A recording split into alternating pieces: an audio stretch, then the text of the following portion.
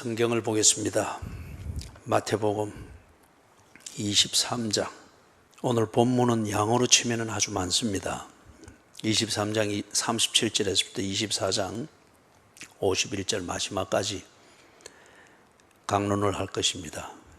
그래서 강론하는 그 관련된 부분들을 읽으면서 차근차근 해석의 끝까지 우리 읽으면서 강론을 이어나가도록 그렇게 하겠습니다.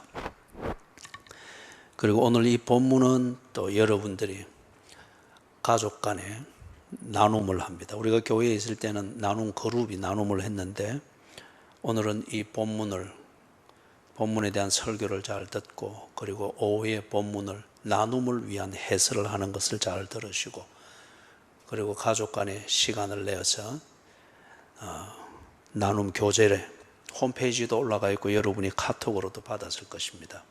그것에 근거해서 보다 여러분의 가족의 상황에서 본문을 이해하면서 많은 대화들을 나눠볼 수 있기를 바랍니다.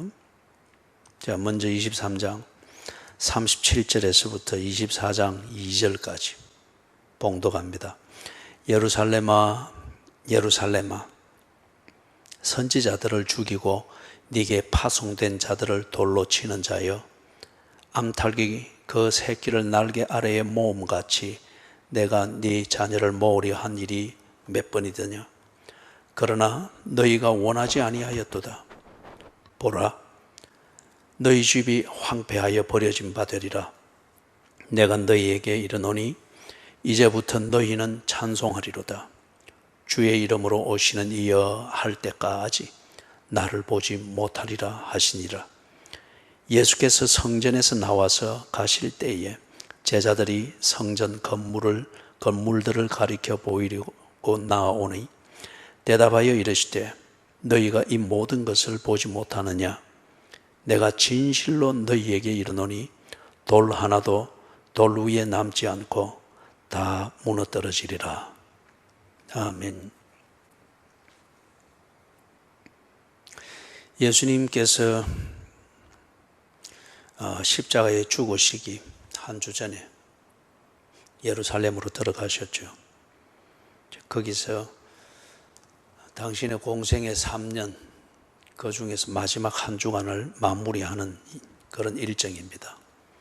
그 가운데에서 예루살렘 성을 보는 어느 한 지점에 앉으셔서 그래서 예루살렘 성이 당하게 될 그 앞날을 예고하면서 다른 데 보면은 우셨다고 했습니다. 그래서 예루살렘아 예루살렘아 선지자들을 죽이고 네게 파송된 자들을 돌로 치는 자여.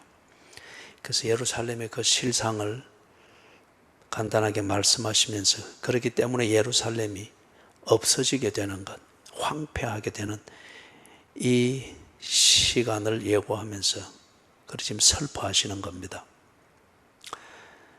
두 가지를 말씀을 합니다. 하나는 예루살렘 도성이 황폐화되어지는 겁니다. 멸망하는 겁니다. 그 다음에 두 번째는 종말입니다. 세상이 종말을 맞이하고 그리고 예수님이 재림하시게 되는 이 두 가지를 별개로 지금 말씀을 하고 있는 겁니다. 자, 그러면은 우리가 좀 이것을 생각을 해봐야 됩니다. 하나님께서 왜 예루살렘을 황폐화시키셔야만 할까? 당신의 이름을 두기 위하여서 그리고 자기가 택한 백성들이 하나님 보시기에 좋은 그런 백성으로 자라가고 그리고 거기서 하나님의 약속을 이루는 도구로서 그렇게 정착하도록 하기 위해서 택하신 성이라고 했는데 그런데 왜 하나님께서 이 예루살렘을 황폐화시켜야만 하셨나? 이걸 두고 우리가 좀 생각해 볼 게 있습니다. 24장 1, 2절에 있는 것처럼 제자들이 예수님의 이 말씀을 듣고 성전을 두고서 자랑을 했습니다. 거기 성전 건물들 하는 걸 볼 때에 성전의 중심 건물 외에 거기에 건물 하나로만 이루어진 것이 아니고 컴플렉스죠. 몇 채의 건물이 구성되어서 예루살렘 성전이라고 하는 이 말로 표현이 되었습니다. 그래서 그 성전 건물들이 다 황폐화될 것이다. 예수님께서 그리 말씀을 합니다. 이 부분에 대해서 제자들이 상당히 자부심이 있었고 어떤 면에서 그들이 하나님의 은혜를 기대하고 하나님의 약속을 믿는 믿음의 근거요 정표로서 삼았던 것을 알 수가 있습니다. 23장 37절에서부터 39절에 예수님이 이 황폐화되어질 것과 세상의 종말을 말씀을 하시는데 제자들은 아직 그게 무슨 말인지 못 알아듣습니다. 별개의 이야기로 들으면서 24장 1절에 보면은 성전 건물들을 가리키면서 자부심을 가지고 있단 말이에요. 그것에 대해서 예수님의 대답이 보다 구체적입니다. 너희에게 이르노니 돌 하나도 돌 위에 남지 않고 다 무너뜨려지리라. 제자들이 그리했던 것처럼 유대인들이 예루살렘 도성 그리고 예루살렘 성전, 이건 그들의 믿음의 근거로 작용을 했습니다.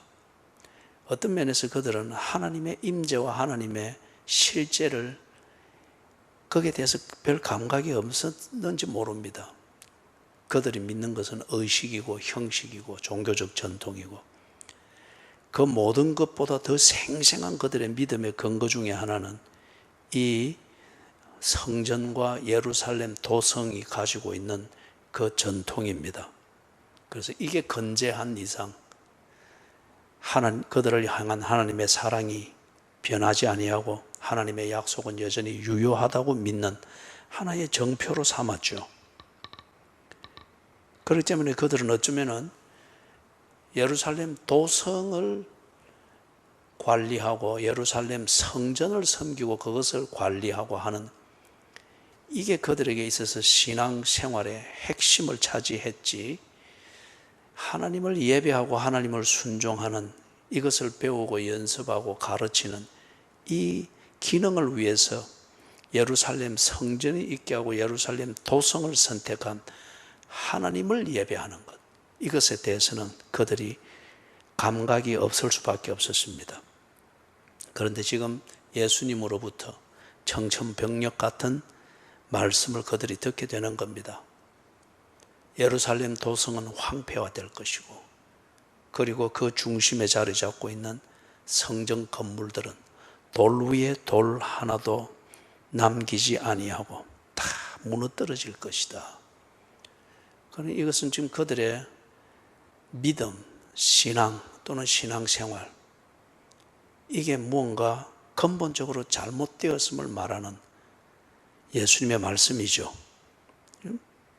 그들의 믿음이 하나님이 기뻐하시고 보존시킬 만한 가치가 있는 것이면 그러면 그들의 믿음의 근거로 삼았던 이게 결코 무너져서는 안 되죠. 이게 무너지고 황폐화된다고 하는 것은 이것에 근거한 그들의 믿음, 그들의 신앙생활, 그게 가짜라는 겁니다. 그래서 하나님께서 짝퉁을 없애버리는 거죠. 24장 1, 2절을 볼 때 그래 많은 생각을 하게 합니다. 대한민국은 과연 하나님이 보존시킬 만한 가치가 있을까? 우리는 자주 순교자의 피를 흘린 그런 나라다라고 해서 하나님이 복 주실 것을 당연시 여기는데 과연 대한민국은 하나님이 보존시킬 만한 가치가 있는 나라일까? 예루살렘 성전에 대한 자부심이 있었듯 우리 또한 한국 교회에 대한 자부심이 있습니다. 그러나 질문을 던져봐야 됩니다. 한국 교회는 하나님께서 과연 존속시킬 만한 가치가 있는 것일까?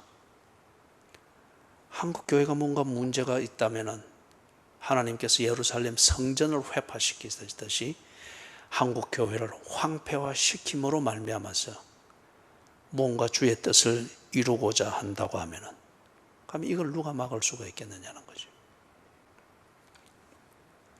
특히 24장 2절에서 돌 하나도 돌 위에 남지 않고 다 무너뜨리라 말씀을 하시는데, 가만히 돌아보면 한국 교회가 처참하게 무너지고 있는 것을 어떤 면에서 우리가 볼 수가 있습니다. 아니면 이걸 우리는 통찰해야 합니다. 산업화 시대를 통해서 경제 제일주의로 흘러가면서 한국 교회의 신앙에 그 벽돌들이 하나씩 빠지기를 시작했죠. 그 다음에 따라온 물량주의, 성공주의, 그것에 이어온 향락주의, 이게 한국 교회 교인들의 이 신앙의 근육을 흐트러지고 찢어지게 만들었습니다.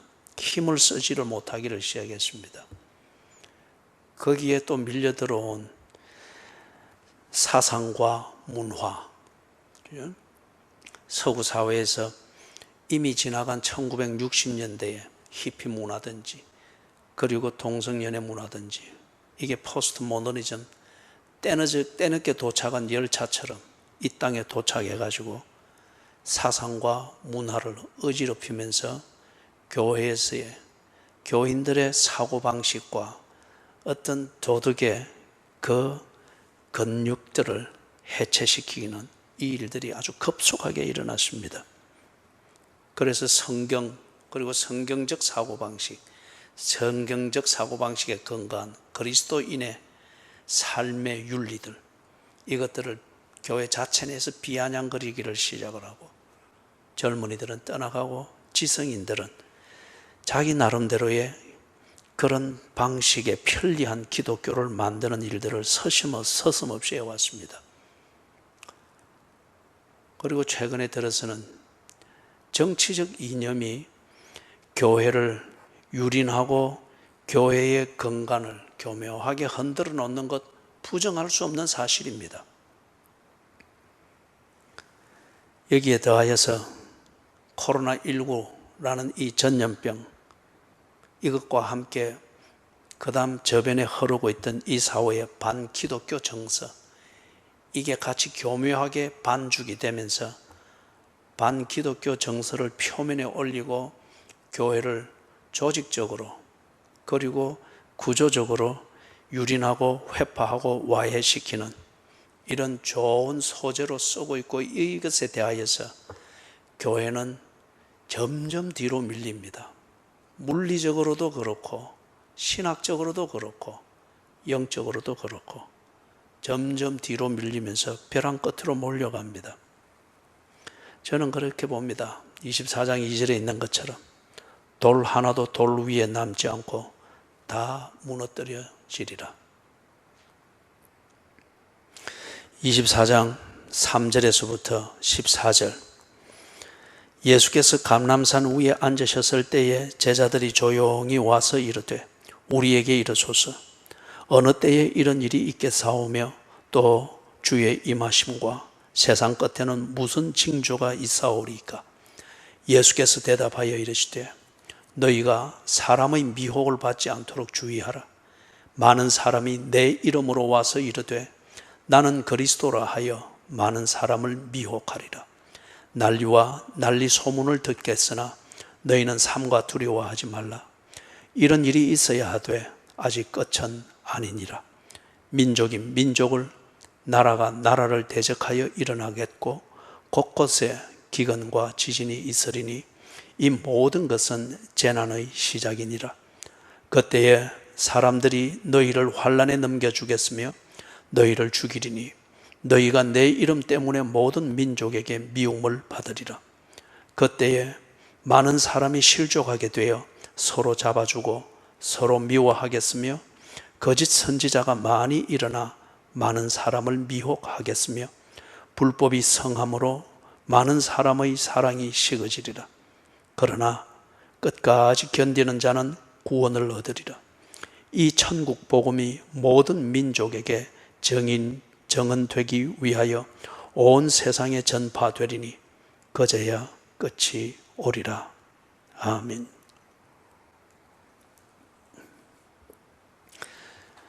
예수님께서 설명을 이어갔습니다. 왜냐하면 그 당시에 이 일과 관련해서 지독한 오해가 있기 때문입니다. 그렇게 해서 그 오해가 자기들 자의적인 종교를 만드는 거죠. 무슨 오해냐 하면은 전쟁, 기근, 재난 이런 것이 세상의 종말을 가리키는 징조로 그렇게 보는 겁니다. 선지자들의 입을 통하여서 수백 년 동안 묵시록적 예언들이 있어 왔죠. 세상의 종말, 그리고 예수님이 구체적으로 드러낸 하나님의 나라, 이것은 선지자들의 예언 속에서도 예언되어져 왔던 겁니다. 그러면 하나님 나라가 구체적으로 드러나는 세상의 종말, 메시아가 오는 그 세상의 종말, 그것은 언제인가? 이것에 대하여서 유대교적 신학과 그 해석들이 세상의 천재지변이든지 전쟁이든지 감당할 수 없는 기근이든지 어떤 이런 것들, 그게 곧 세상의 종말이 임박했음을 알리는 징조가 되고, 거기에 올 때는 곧 세상의 종말을 대비해야 되는 것처럼 그런 식으로 묵시록적 그런 영성과 신학들을 만들어 왔습니다. 그렇기 때문에 예수님께서 이런 말씀을 하실 때에 당연히 이 사람들은 그 구조 안에서 예수님의 이 말씀을 이해를 하게 됩니다. 이리 될 때는 아무 내용이 없고 미신적인 그런 종말론적 신앙, 성경적 의미에서 종말론적 신앙이 있습니다. 그리고 종말론적 신앙을 가지고 우리가 일상생활을 바로 해 나갈 수 있습니다. 그러나 이걸 문자 그대로 따가지고 종말론적 신앙, 이 문자를 가지고 위기감을 조성하고, 그리고 그 위기감이 만드는 공포심과 한편 그것이 무언가를 잡고 의지할 만한 것을 찾는 구도 행위를 불러일으켜서 이상한 종교, 유사 기독교를 만들어서 그렇게 묵시록적 그런 종교를 만들어 갑니다. 지금 예수님께서 이것을 경계하기 위하여서 3절에서부터 이 설명을 좀 더 구체적으로 해 나가는 겁니다.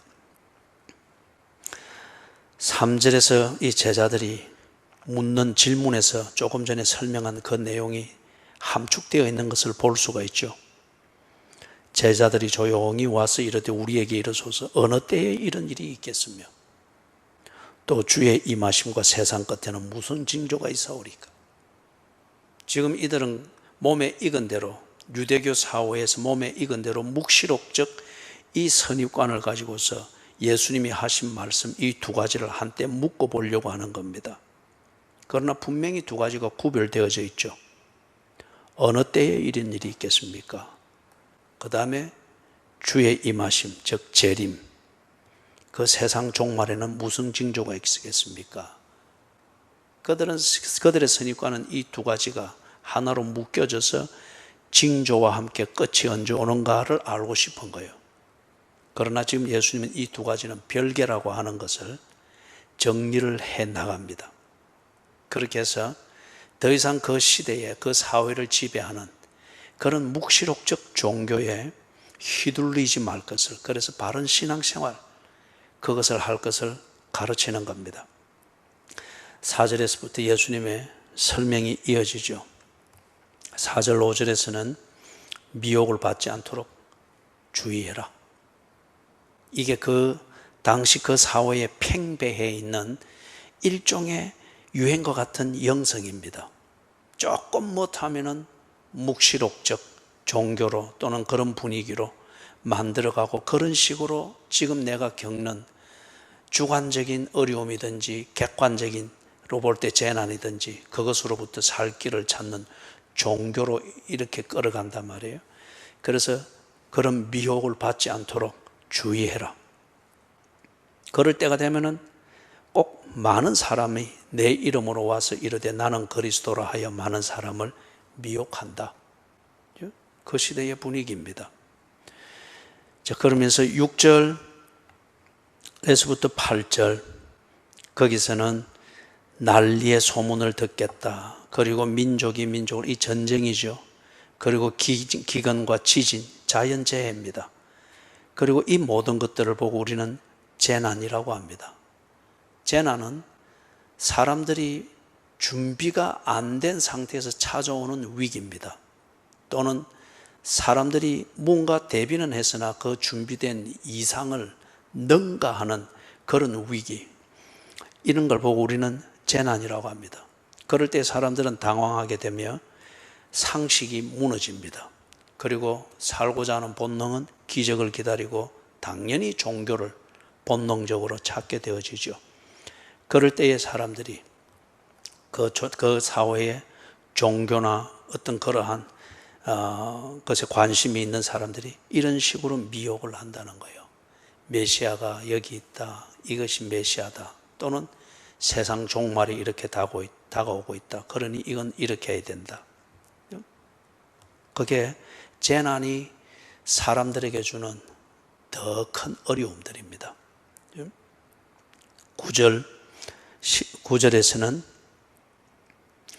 그것이 오는 그 종교적인 환난, 그때에 사람들이 너희를 환난에 넘겨주겠으며 너희를 죽이리니 너희가 내 이름 때문에 모든 민족에게 미움을 받으리라.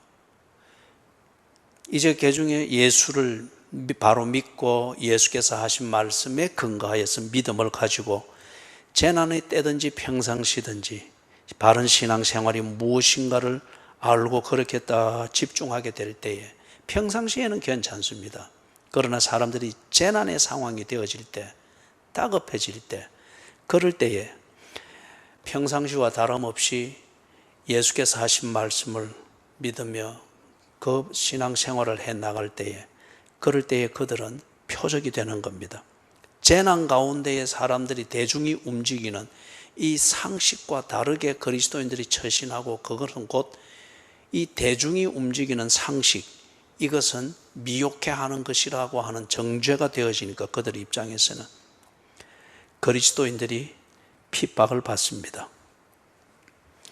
10절에서부터 12절, 그래서 그때에 핍박을 하는 그 양상을 예수님이 세 가지로 예를 들어서 이야기를 합니다.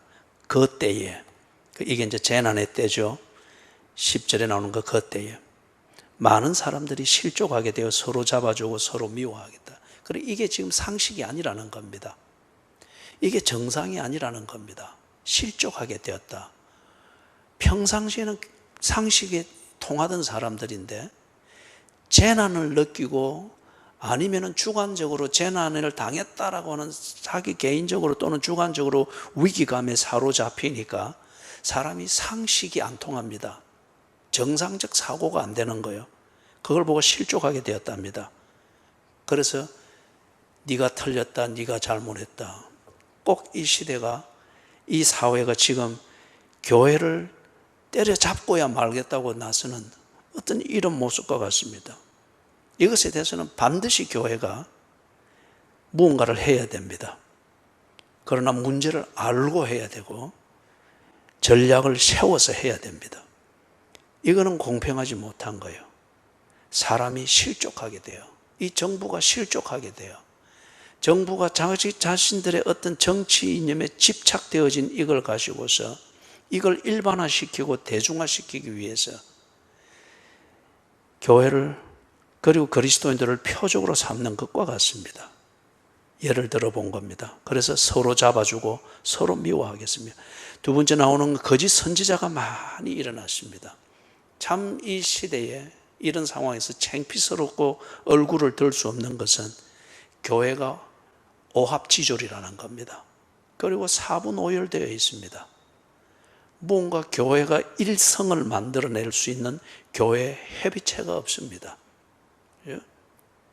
왜 정부가 천주교나 불교는 건드리지를 못하고 그들은 그들 방식대로 모이고 집회가 허락되어 있는 걸로 알고 있습니다. 왜 그러냐? 그들은 한 목소리를 내기 때문입니다. 옳고 그름을 떠나서 한 목소리를 내고, 이게 정치 이념 집단에 대해서는 그것에 대해서 얼마든지 반대를 만들어낼 수 있는 집단의 힘을 만들기 때문에 두려워하는 겁니다. 정치적 계산상 두려워하는 겁니다. 옳고 그른 것을 떠나서. 그런데 그 맥락에서 볼 때 교회는 지금 오합지졸입니다. 어쩌면 이게 우리 한국교회의 현대사 30년을 지나온 그 실체를 적나라하게 보여주는 현실이겠죠. 어쩌면 이것 때문에 한국교회가 황폐화되어지는 하나님의 이 손보심, 이게 필요한지 모르겠습니다. 거짓 선지자가 많이 일어났습니다. 그래서 미혹한다.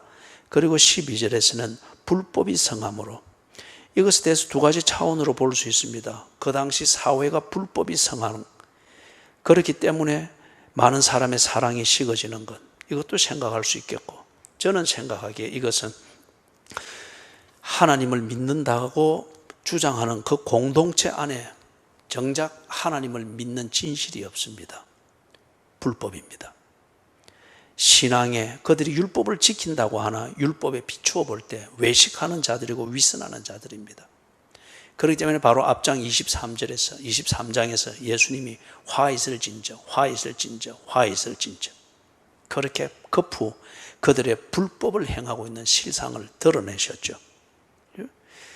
정작 하나님의 공동체다, 그리고 예루살렘 성전에서 신비감이 넘치는 그런 예배를 드리고 뭔가를 하는 것 같으나 그 형식을 가지고 안으로는 지독한 23장에서 예수님이 조목조목 말씀하시는 그런 내용의 실상을 가지고 하나님 앞에서 불법을 행하고 있으니 정작 사랑이 없습니다.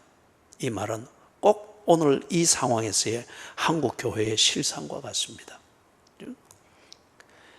신비한 분위기 안에서 불법만 행하면서 불법을 성경적인 미사역으로 감추는 데 있어서만 훈련이 되었지, 정말 복음을 위하여서 교회가 어떻게 해야 되는지, 신앙생활을 어떻게 해야 되는지, 이게 체질화되어져 있지 못하다 보니까 재난 같지 않은 재난의 분위기가 더 씌워지니까 교회가 오합지졸입니다.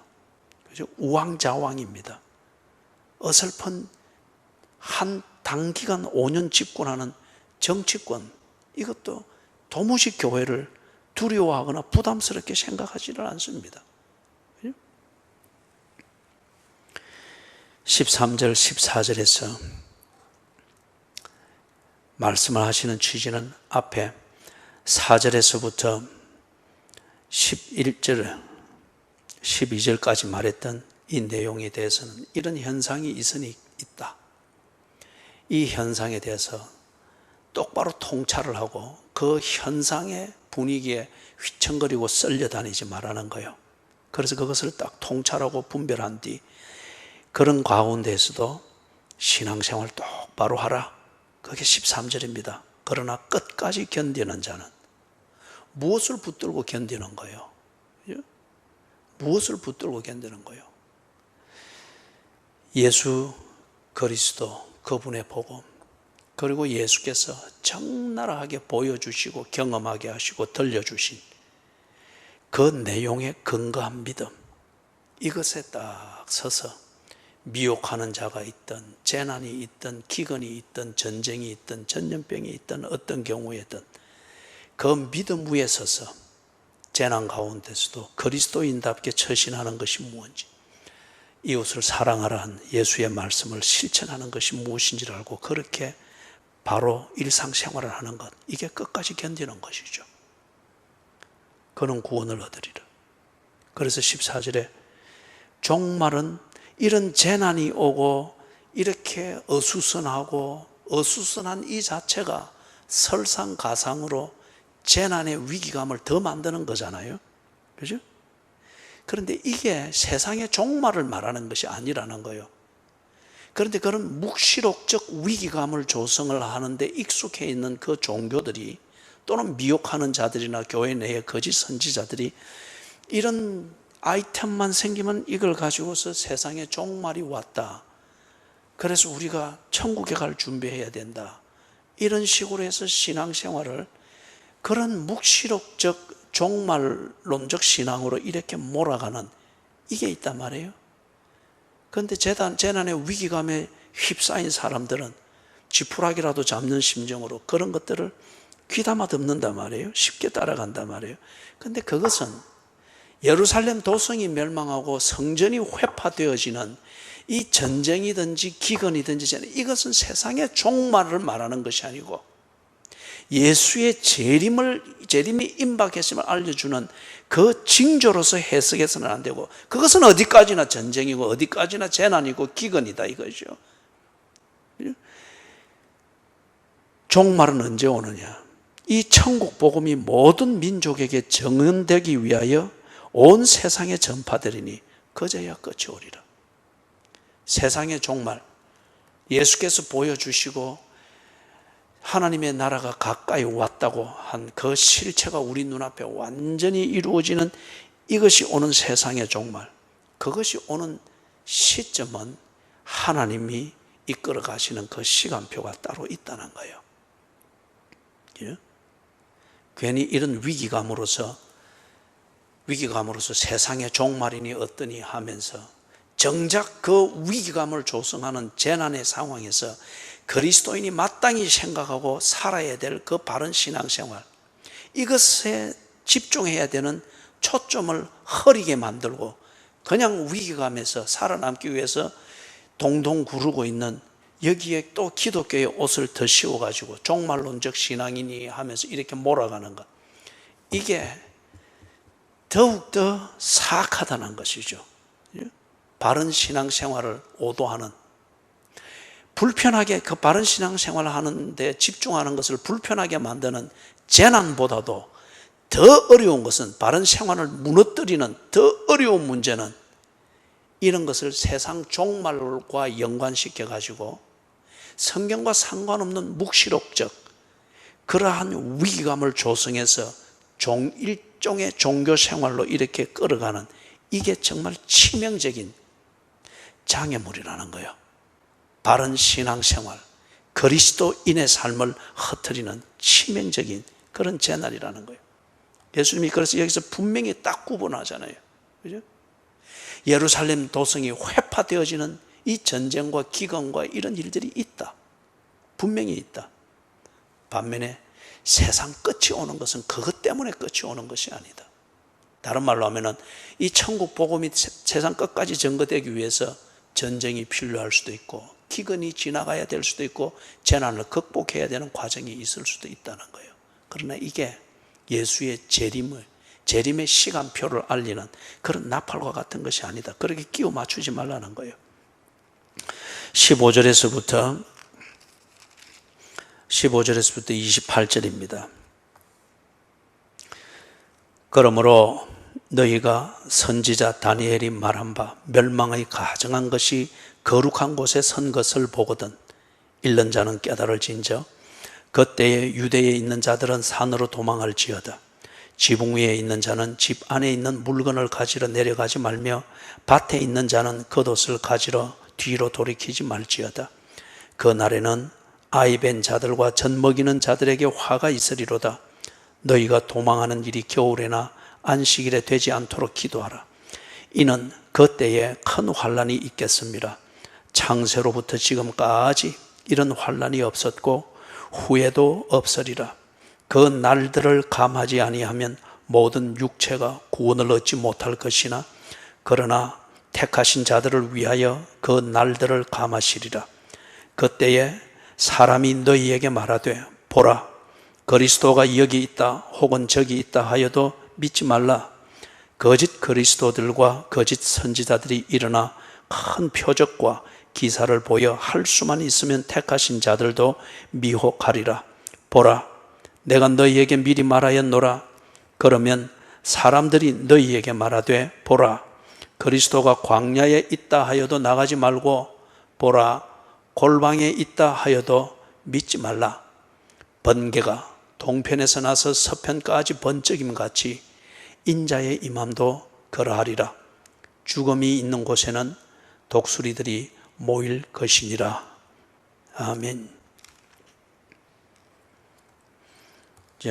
그 상황에서 그 상황이 얼마나 어려운가 하는 것을 예수님께서 예언적으로 다시 말씀하시고, 그렇기 때문에 그만큼 어렵고 힘든 상황일 것이기 때문에 이 종교적인 미혹이 사람들의 분별 없이 그냥 그대로 먹혀 들어가는 그런 위력을 발휘할 것이라는 거예요.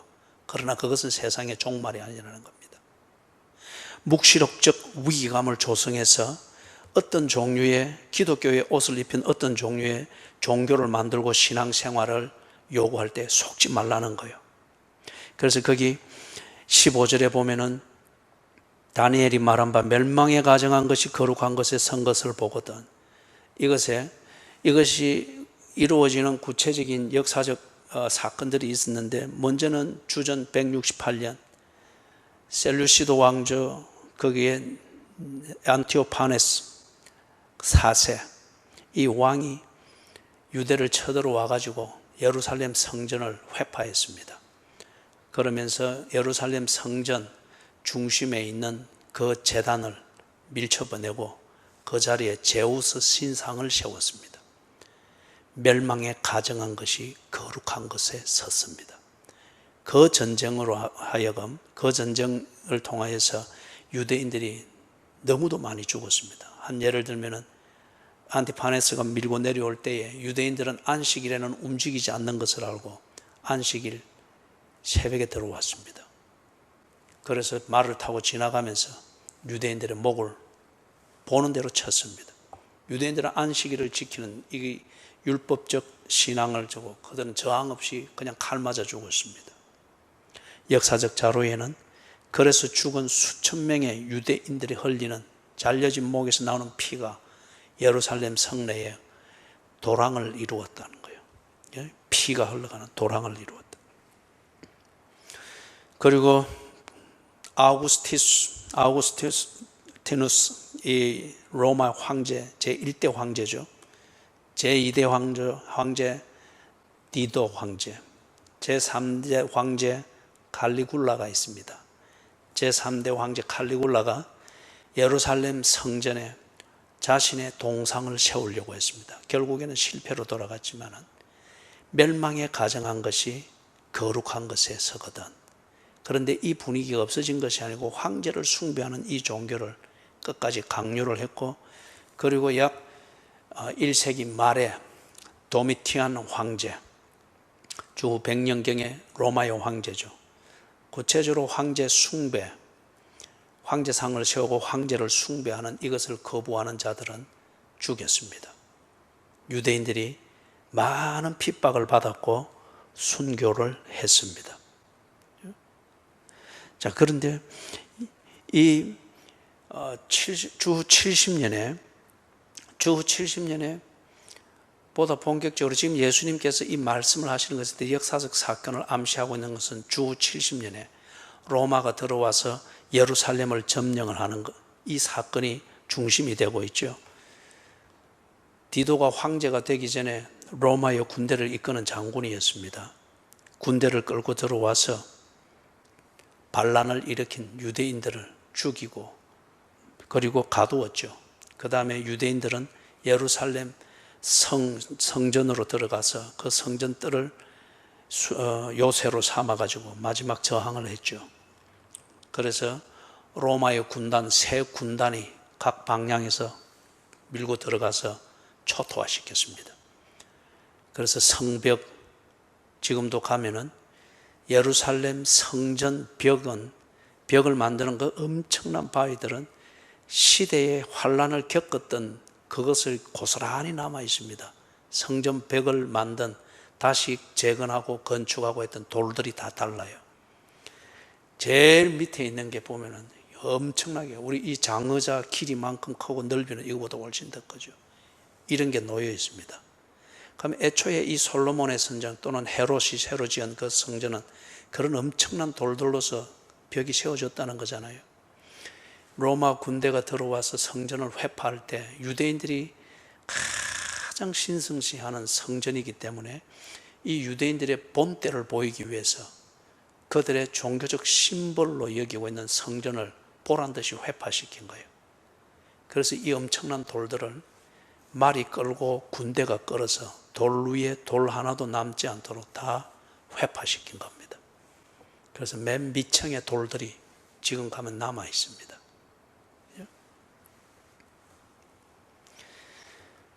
그래서 이 전쟁이 얼마나 무서운 것인가, 그리고 그 뒤에 이어지는 이런 전쟁들이 얼마나 무서운 것인가 하는 이것을 그 밑에 쭉 설명을 예수님이 말씀을 하는 거죠. 그래서 21절에 그때에 이 환란들이 닥쳤을 때입니다. 큰 환란이 있겠습니다. 이 상황은 지금 상식이 안 통하는 겁니다. 평상시에 정상적이라 여기는 이 환란 때는 그게 통하지 않는 거죠. 그 다음에 23절에서 또 그때에 사람이 너희에게 말하되 보라 그리스도가 여기 있다 혹은 저기 있다 해도 믿지 말라. 묵시록적 위기감을 조성을 하면서 그때에 메시아가 여기 있다, 또는 예수님이 다시 재림하신다고 하셨으니 그가 재림하여 여기 있다, 아니면 여기서 재림할 것이다. 이래서 이 환란을 사람들이 피하고자 하는 이걸 종교적인 그런 미혹으로서 이렇게 만드는 거예요. 그러면서 25절, 26절, 그래서 그리스도를 여기 가면 만난다, 재림은 저기서 이루어진다, 골방에서 이루어진다. 우리나라에도 이런 일들이 늘 큰 어려움이 있을 때든지 그럴 때마다 이런 일들이 있었죠. 그런데 예수님이 27절, 28절에서 말씀을 합니다. 재림은 그렇게 일어나는 것이 아니라는 거죠. 재림은 그런 큰 환란과 함께 자동으로 뒤따라오는 것이 아니다. 그렇기 때문에 그런 환란 가운데서 묵시록적 위기감을 만들어서 정상적인 신앙생활을 오도하는 그런 극단적인 종교적 미혹에 넘어가지 마라. 재림은 이렇게 된다는 거예요. 27절에 번개가 동편에서 나서 서편까지 번쩍임 같이 인자의 임함도 그러하리라. 번개가 쭉 치면은 그 영역에 있는 사람은 번개를 동시에 다 봅니다. 반면에 28절에서 말하는 것, 이건 여러 학자들이 다양하게 이야기를 합니다만은 저는 이 문맥을 볼 때에 이것은 27절을 설명하는 예수의 재림의 현상을 전달하기 위해서 쓰는 그러한 자연적 현상입니다. 자연적 이 현상을 예수님의 재림, 즉 번개가 칠 때 모든 사람들이 다 볼 수 있듯이 예수의 재림은 어느 곳에서든지 다 볼 수가 있는 곳이기 때문에 안 보이는 어떤 곳에서 재림이 여기 있다 저기 있다 속일 수 있는 문제가 아니라는 거예요. 그걸 말하기 위해서 28절의 이 자연적 현상을 예를 드는 겁니다. 나는 그렇게 해석을 합니다. 죽음이 있는 곳에는 독수리들이 모일 것이라. 어느 한 시체가, 예를 들면 아프리카 그 사파리를 하는 평원에 사자가 죽어 있다. 사람들은 모릅니다. 안 보입니다. 그런데 그 시체를 뜯어먹기 위해서 독수리들이 모이죠. 그리고 위를 맴돕니다. 그럴 때에 그걸 보면서 저기에 누군가 죽은 시체가 있구나 압니다. 예수님이 오실 때 그렇다는 거예요.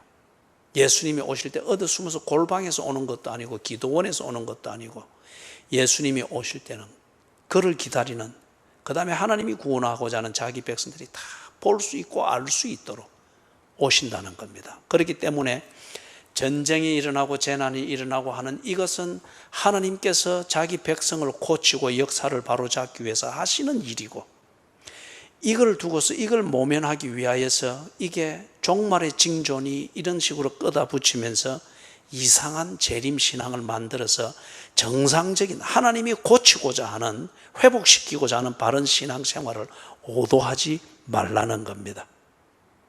29절, 30절, 31절 그날 환난 후에 즉시 해가 어두워지며 달이 빛을 내지 아니하며 별들이 하늘에서 떨어지며 하늘의 권능들이 흔들리리라. 그때에 인자의 징조가 하늘에서 보이겠고 그때에 땅의 모든 족속들이 통곡하며 그들이 인자가 구름을 타고 능력과 큰 영광으로 오는 것을 보리라. 그가 큰 나팔 소리와 함께 천사들을 보내리니 그들이 그의 택하신 자들을 하늘 이 끝에서 저 끝까지 사방에서 모으리라. 앞에서 말했던 27절 28절을 여기 지금 29절 30절 31절 이 내용 계시록에서 말씀하신, 요한을 통해서 뒤에 설명되어지는 그 내용으로 예수님이 다시 설명을 해주는 겁니다. 다른 말로 말하면 재림은 사람들이 겪는 기근이나 재난이나 전쟁이나, 그리고 유대인 역사로 치면은 예루살렘 도성이 회파되어지고 예루살렘 성전이 황폐화되어지는 이런 것을 따라서 이어서 오는 것이 아니다는 거죠. 그런 재난을 만나고 할 때는 네 신앙을 돌아보고 바른 신앙생활, 그것을 하는 신앙의 절개를 지키는 이 문제를 집중을 하라, 그 말인 거죠.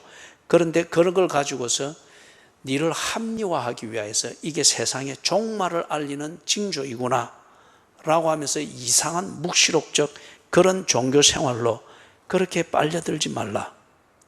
재림은, 예수님의 오시는, 그리고 세상의 종말은 모두가 알 수 있도록 온다.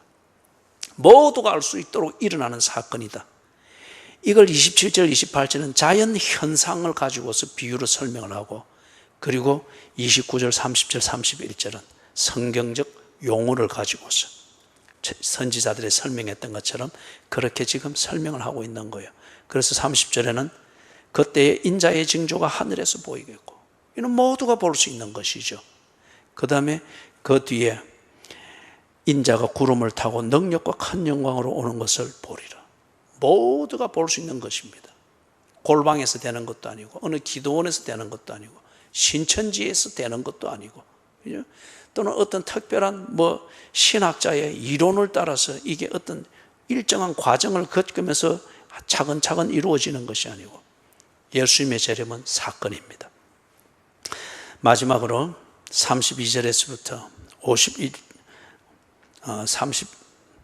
32절에서부터 44절까지 먼저 읽겠습니다. 무화과 나무의 비유를 배우라. 그 가지가 연하여지고 잎사귀를 내면 여름이 가까운 줄을 아나니, 이와 같이 너희도 이 모든 일을 보거든 인자가 가까이 곧 문 앞에 이른 줄 알라. 내가 진실로 너희에게 이르노니 이 세대가 지나가기 전에 이 일이 다 일어나리라. 천지는 없어질지언정 내 말은 없어지지 아니하리라. 그러나 그 날과 그 때는 아무도 모르나니 하늘의 천사들도 아들도 모르고 오직 아버지만 아시느니라. 노아의 때와 같이 인자의 임함도 그러하리라. 홍수전에 노아가 방주에 들어가던 날까지 사람들이 먹고 마시고 장가들고 시집가고 있으면서 홍수가 나서 그들을 다 멸하기까지 깨닫지 못하였으니 인자의 임함도 이와 같으리라. 그때에 두 사람이 밭에 있음에 한 사람은 데려가고 한 사람은 버려둠을 당할 것이요, 두 여자가 맷돌질을 하고 있음에 한 사람은 데려가고 한 사람은 버려둠을 당할 것이니라. 그러므로 깨어 있으라. 어느 날에 너희 주가 임할는지 너희가 알지 못함이니라. 너희도 아는 바니 만일 집주인이 도둑이 어느 시각에 올 줄을 알았더라면 깨어 있어 그 집을 뚫지 못하게 하였으리라. 이러므로 너희도 준비하고 있으라. 생각하지 않은 때에 인자가 오리라. 아멘. 32절에서 자연을 통하여서 그 다음 계절이 어떻게 될 것인가를 기억하라고 그랬죠. 그 다음에 33절에서 이와 같이 너희도 이 모든 일을 보거든 인자가 가까이 곧 문 앞에 이른 줄 알라. 이걸 두고서 잘못 생각하면은, 여기서는 왜 세상에 종말이 오면은 종말이 오기 전에 징조가, 자연적인 징조가 있을 것이고 현상적인 징조가 있을 것이라고 말을 합니까? 그렇게 오해할 수가 있습니다. 그러나 이거는 그런 종류, 이 유대인들이 그 당시에 다 체질처럼 생각하고 있던 그것, 세상의 종말은 전쟁이나 기간이나 재난이나 어떤 아마겟돈 전쟁이라 그렇게 꺼다 붙이는 그런 자연재해나 인위적인 재난을 통해서 세상 종말 징조가 나타날 것이다 그렇게 생각할 수 있는 것이 아니에요. 지금 여기서 말하듯이 이 모든 일을 보거든, 이게 지금 뭡니까? 예수님께서 처음에 두 가지를 말씀했잖아요. 분리해서 말했잖아요. 예루살렘 도성과 성전이 황폐화될 것이다. 그 다음에 별개로 세상의 종말은 올 것이며 이렇게 올 것이다. 구분해서 분명히 이 두 가지가 일어날 것을 말했단 말이에요. 예수께서 하신 말씀이고 예수님의 이 말씀은 선지자들이 예언했던 하나님의 약속에 근거한 것입니다. 그렇기 때문에 이 모든 일을 보거든, 다시 말해서 예루살렘 도성이 회파되어지고 성전이 회파되어지는 것은 유대인들이 그들의 역사에서 이미 몇 번 경험을 했고 그 다음에 이것이 또 올 것이라고 하는 것을 예수님이 말씀을 했습니다. 그리고 이게 구체적인 것은 주후 70년 예수님이 성천하고 나신 뒤 약 40년 뒤에 이 일이 일어나죠. 분명히 일어났잖아요. 그래서 이 모든 일을 보거든, 내가 말한 두 가지 중에 이 한 가지가 분명히 일어나는 것을 너희들이 보거든, 내가 말한 또 한 가지의 일, 세상의 종말과 재림, 이것이 일어날 것을 믿으라는 거예요. 이게 어떤 징조를 보고서 믿으라, 그 징조들은 이걸 지금 말하는 것이 아니고 내가 말한 이 두 가지, 그 중에 이 한 가지가 일어난 것을 너희들이 역사를 통해서도 보았고 앞으로 분명히 더욱 철저히 회파될 것을 보게 될 것이다. 이것을 보게 되거든 내가 말한 또 한 가지, 이것을 믿지 못할 이유가 없지 않느냐. 이걸 보거든 이것도 이루어질 것을 믿으라는 거예요. 그래서 34절에 이 세대가 지나기 전에 이 일이 다 일어나리라. 이것은 예루살렘 도성이 회파되어지고 예루살렘 성전이 돌 위에 돌 하나도 남기지 않고 없어지게 되는, 무너지게 되는, 이걸 말합니다. 이게 주후 70년에 이 세대가 지나가기 전에 주후 70년에 완전히 그렇게 완결이 되어졌죠. 그때로부터 해서 유대인들이 1948년 지금의 이스라엘을 건국하기까지 그들은 나라 없이 떠돌면서 다녔습니다. 이 세대가 지나가기 전에 이 일이 다 일어나리라. 그래서 이 일이 이루어지는 것을 보거든, 예수님이 말한 대로 이루어진 것을 보거든, 또한 예수님이 말씀하신 대로 세상의 종말이 오며 예수가 재림하시는 것을 믿으라는 거예요.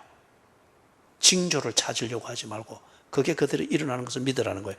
그러면서 천지는 없어질지언정 내 말은 없어지지 아니하리라. 예루살렘 도성과 성전이 회파되어지는 것, 예수님이 말씀한 대로 이루어졌습니다. 그죠? 말씀한 대로 이루어졌습니다.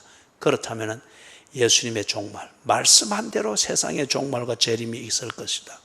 미혹하는 자들이 꾸며내는 식으로 세상의 종말이 오는 것이 아니고 예수께서 말씀하신 대로 그렇게 이루어질 것이다.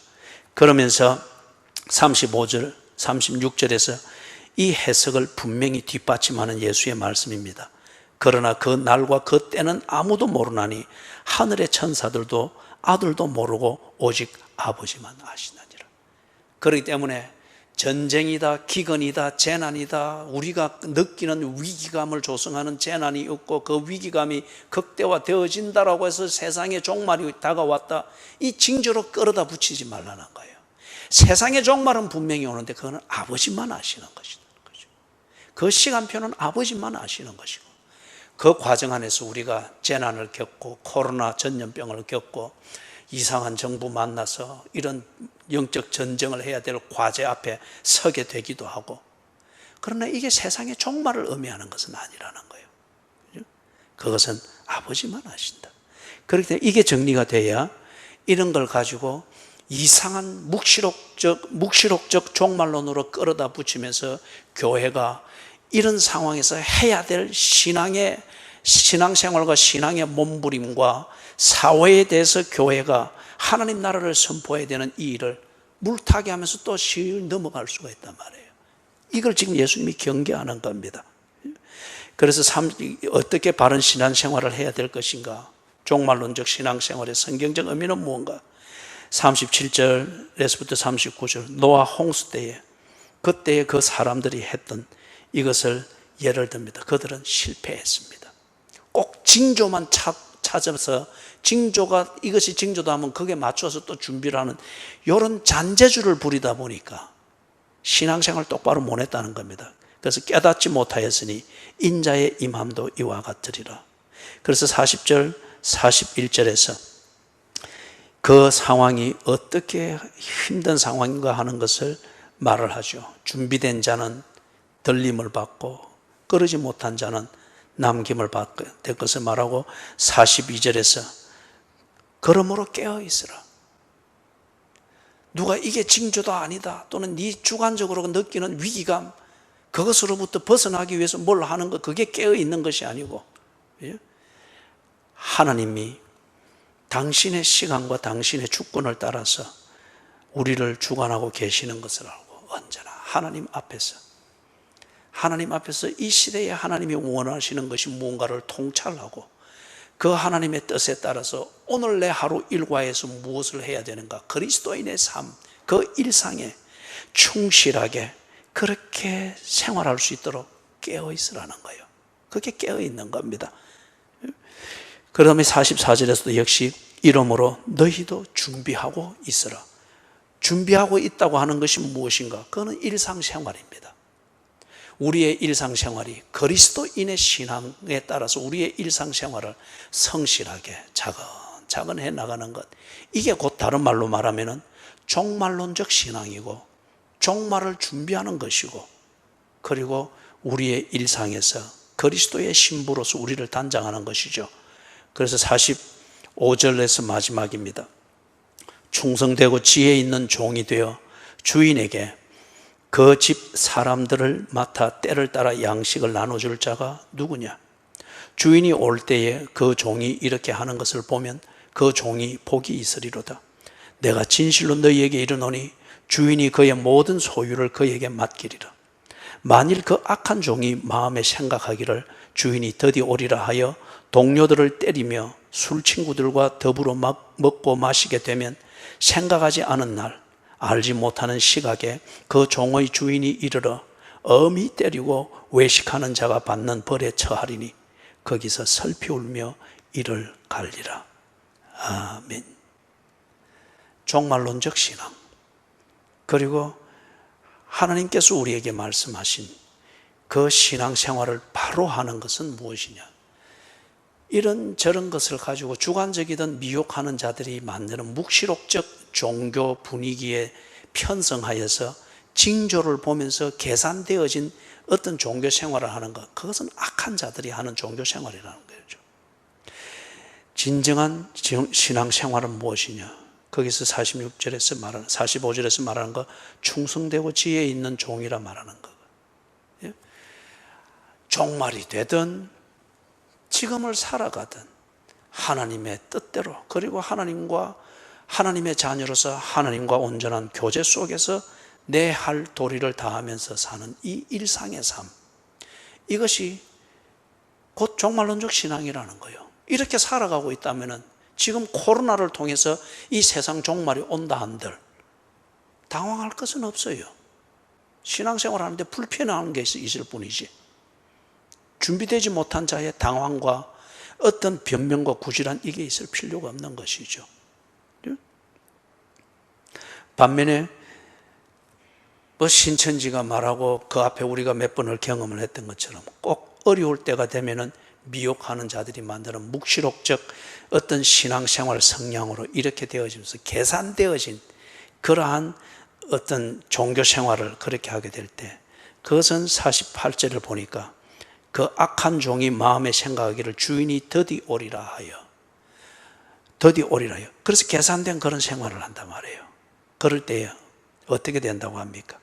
51절에 엄히 때리고 외식하는 자가 받는 벌에 처하리니 거기서 슬피 울며 이를 갈리라. 그는 자기의 계산을 믿고 미혹하는 자들의 그 종교적 분위기를 편성하여서 일상생활은 어떻게 하고 있습니까? 49절 50절, 동료들을 때리며 술친구들과 더불어 먹고 마시게 되면 생각하지 않은 날, 알지 못하는 시각에 그 종의 주인이 이르러. 그죠? 자, 말씀을 정리합니다. 사랑하는 여러분, 코로나19 바이러스에 의해서 만들어지는 이 팬데믹, 이게 인류의 재난이라고도 말을 합니다. 그러나 이게 세상의 종말이 다가왔음을 알리는 그런 징조가 아닙니다. 북한이 습관적으로 쓰고 있는 핵전쟁의 위협, 이게 계시록에서 말하는 북에서 기울어진 기름솥을 의미하는 게 아닙니다. 그리고 이런 게 아마겟돈 전쟁의 전조를 말하는 그런 식으로 끌어다 붙일 수가 없습니다. 화학 전쟁이다, 생물학 전쟁이다, AI의 발전으로 인하여서 테크놀로지와의 전쟁, 뭐 이런 것을 통해서 아마겟돈 전쟁이 오고 3차 전쟁이 오고 미국과 중국이 지금 저런 뭐 세력의 갈등의 관계를 해서 이게 곧 3차 전쟁을 일으키면 이게 아마겟돈 전쟁이 될 것이다. 그렇게 해석할 수 없습니다. 재난이고 기근이고 전쟁, 인간이 만들어내는 것이고 인간이 살아가면서 겪어야 될 불행한 일들입니다. 세상의 종말은 옵니다. 그러나 그것은 하나님이 하시는 겁니다. 우리의 할 일은 우리의 일상생활이 언제나 그리스도인답게 그리스도인이 자기가 살아가야 될 그 시대와 환경을 성경적 사고방식으로 통찰하고 그리고 거기에서 오늘 하루 일과에서 내가 그리스도인답게 살기 위해서 무엇을 우선시해야 하며 무엇에 집중해야 되는가를 잘 믿음으로 판단하여서 그것에 성실하게 집중하여 사는 겁니다. 그래서 가족에게 해를 끼치지 아니하고 나를 신뢰하고 나를 사랑해주는 이웃들에게 배신하지 아니하고 그리고 내가 속해 있는 이 공동체와 국가 이것에 대해서 빛과 소금의 역할을 함에 있어서 비겁하지 아니하고 무책임하지 아니하고 그래서 하나님이 보실 때에 내가 속해 있는 그 환경 안에서 그리스도인의 역할에 충실하게 하루하루 일과를 살아가는 것 이것이 곧 바른 신앙생활이고 그리고 이것이 코로나19 상황이 만드는 이 이상한 환경에서 그리스도인답게 살아가는 바른 처신이고 그리고 이게 오늘 세상이 끝난다고 할지라도 준비되어진 그리스도인으로 사는 종말론적 신앙입니다. 이게 바른 신앙생활입니다. 사랑하는 성도 여러분들 절대 불안해하지 마십시오. 비굴해질 정도로 불안해하지 마시고 그리스도인의 일상생활 또 하나님이 주시는 일용할 양식을 찾아가는 이 성실한 노동과 성실한 일과를 집중하는 데 있어서 비굴해지고 불안해서 움츠러들 만들 정도로 여러분이 두려움을 느끼지 마십시오. 그리고 그런 비굴함을 합리화시키는 그런 성경 해석이나 그런 신앙의 분위기에 절대 속아서는 안 됩니다. 지금의 상황은 우리의 평상시 생활을 하기에 불편할 뿐이지 우리가 살아야 될 삶이 없어졌거나 변질해야 그것을 요구하는 그런 징조와 같은 묵시록적 징조와 같은 것이 결코 아닙니다. 여전히 기도하십시오. 여전히 예배하십시오. 여러분의 평상시에 갈고 닦은 신앙의 감각과 믿음의 표시를 가지고 하루 일과를 통찰하면서 해야 될 일을 성실히 하십시오. 모든 일은 하나님의 주권에 매였습니다. 주님의 은혜 안에서 여러분의 한 주간이 평강으로 넘치기를 주님의 이름으로 축원합니다. 아멘.